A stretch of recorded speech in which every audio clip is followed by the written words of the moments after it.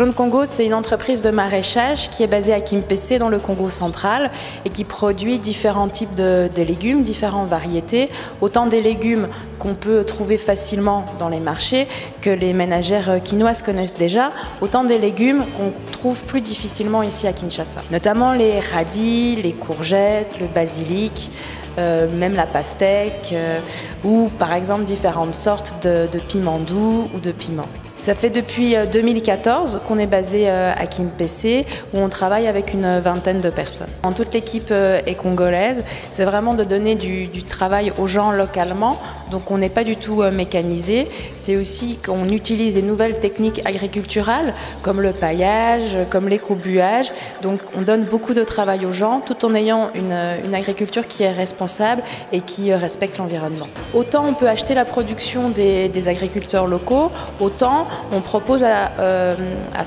des personnes qui le veulent de venir travailler à 100% chez nous, et elles sont formées et elles peuvent rester avec nous un temps et après continuer et reproduire les mêmes techniques sur leur propre parcelle. Pour nous, c'est l'occasion de pouvoir montrer nos légumes, de pouvoir montrer des beaux légumes qui sont produits ici localement, mais également, comme je le disais, de pouvoir introduire, de faire découvrir des nouvelles saveurs aux ménages quinois.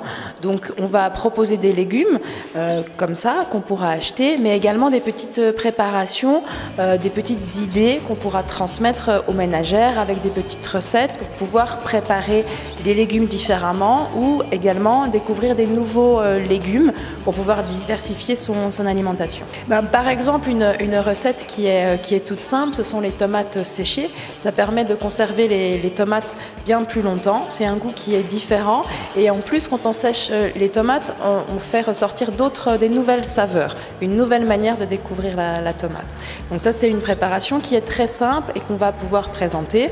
Mais après, effectivement, il y aura d'autres surprises, comment préparer de manière originale les piments doux ou même l'aubergine.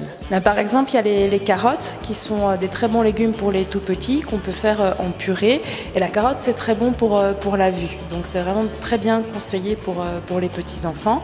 Et après, on peut faire des mélanges de légumes. C'est-à-dire dans la purée normale, dans la nourriture normale que la ménagère a prévue pour ses enfants, elle peut ajouter par exemple de la courgette. Alors actuellement, on a 15 personnes qui sont fixes, qui sont en formation chez nous, mais on donne du travail tous les jours en moyenne à une trentaine de personnes. C'est-à-dire que les villageois qui veulent venir de manière journalière peuvent trouver du travail chez nous. Je vous encourage à venir nous rencontrer pour qu'on puisse vous présenter ces légumes, qu'on puisse vous expliquer comment les cuisiner, quelles sont leurs valeurs nutritionnelles, et puis aussi entendre vos souhaits, parce que nous, on est prêts à planter tout ce que les ménages quinois souhaitent trouver sur les marchés.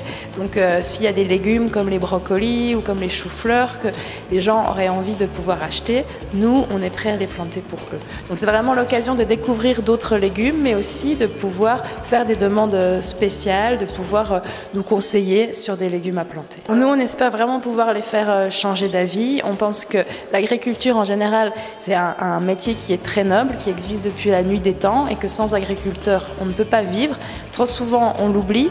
Trop souvent, les agriculteurs sont un petit peu mis au banc de la société, mais ce n'est pas comme ça qu'une société vraiment peut se développer. C'est important d'avoir de la production locale, et c'est important de pouvoir redonner le respect, les lettres de noblesse à l'agriculture, parce qu'à Kimpese et dans le Congo central, il y a vraiment les possibilités de faire de la production de très bonne qualité et de vraiment pouvoir concurrencer la production qui arrive d'Afrique du Sud ou de je ne sais où, et de pouvoir être fier d'amener sur les marchés quinois des beaux légumes.